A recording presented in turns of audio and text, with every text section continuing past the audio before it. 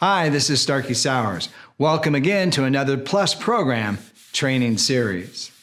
Today's topic, cholesterol and triglycerides. So you might be thinking, what is cholesterol anyways? I mean, do I eat it? Does my body make it? Or where does it come from? Ultimately, one of the things that we know when we look at cholesterol is this. The body does indeed make it. In fact, it'll make up to 2,000 or 3,000 milligrams a day. In fact, that's probably more than you could ever probably consume unless you were really trying. The thing that we have to remember about cholesterol, though, is it has a couple unique features. Number one, it's needed for what we call cell structure or cell rigidity. So it means that every single cell in the body's got some type of cholesterol in it. All right, so number one, cell structure. Number two, we start looking at cholesterol. It's also needed for vitamin D manufacturing. The body actually hits with sunlight, will take cholesterol and convert it into vitamin D. So needed for vitamin D synthesis. The other thing that's so critical for is hormone production, especially the sex steroid hormones, so to speak, the estrogens, the progesterones, the testosterone, all come from cholesterol. All right, so finally, bile is needed as well. Cholesterol synthesis comes from bile. So when it comes to digestion of fats and helping to absorb those fats, bile is a needed component and cholesterol is the synthesizing factor for that. So then finally, when things are digested from those fats, carried into the bloodstream, they end up in the liver, and there has to be a carrying mechanism that takes them out of the liver. So LDL cholesterol becomes that component. So when we look at LDL cholesterol, we say it's the carrier of lipids and triglycerides out into the bloodstream. And we're going to notice later it's considered the bad cholesterol. Necessarily not always the bad cholesterol, but we have to remember there's a balance, and we'll look at that as well too. As well as HDL cholesterols are manufactured in the body. And so typically those HDL cholesterols help to scavenge or pick things back up.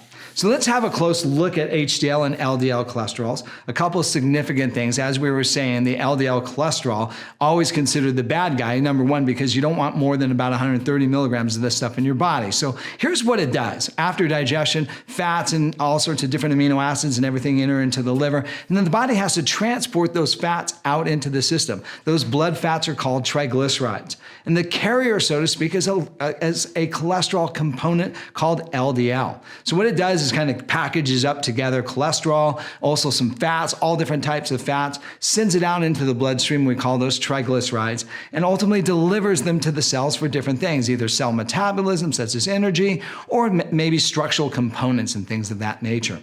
So the negative is with LDL is it can actually go out and deposit into the arteries, especially if they've been damaged. And that causes what we call atherosclerotic plaque. And we'll have a little bit of a look at that in a second. So then finally, we also manufacture HDL. HDL cholesterol, great illustration is bile. So when we need bile, the body actually sends HDL out, picks up and scavenges up a bunch of old cholesterol, brings it back to the liver, and then the body can take it and actually make bile or other different types of component with it. So remember that we've got HDL and we've got LDL components, and those components have all sorts of different interactions in the body. All right. So when we look at a couple significant things about this, anytime there's elevated amounts of LDL cholesterol and triglycerides, they can actually react with the arteries themselves and actually deposit into those arteries, oftentimes from different types of damage or things that are created, and we'll look at that in session 2. So ultimately what happens is the LDL becomes the bad guy because it ultimately starts depositing cholesterol and causing atherosclerotic plaque. So what is atherosclerotic plaque? Well, it causes hardening of the arteries. And so what does that mean? Well, you're probably going to get increases in blood pressure, and it increases the risk for cardiovascular stroke and heart attacks, as well as cardiovascular disease. So that's why it becomes so critical. We want to be careful that we don't have too much blood cholesterols floating around the system. All right, so when we talk about blood cholesterol, what does that mean? You might have gone to the doctor and you might have talked with him. Well, what's become significant is some levels and maybe some numbers, and you've probably heard some of these numbers. So let's kind of look at these numbers. So first of all, when we look at total blood cholesterol, anything 200 and below, and the doctor usually typically gets a little bit relaxed. And lately they've been trying to change that number to about 180, but currently it's still at 200. You start getting numbers about 200 to 249 though, doctor's going to definitely become concerned because you start becoming as a higher risk factor for atherosclerotic plaque development. You start hitting 250 and above, doctor's definitely going to freak out. In fact, he's really going to start having some serious conversations with you about your cholesterol. So one thing to remember about the cholesterol, as we were saying before, is those ratios of LDLs and HDLs. All right. So one thing we want to do is kind of take maybe a little bit closer look. Remember, the LDL cholesterol is the one that's laying down concrete, so to speak, and the HDL is the one that's kind of picking the concrete back up, making sure it doesn't stick. All right. So you want to balance between both of these.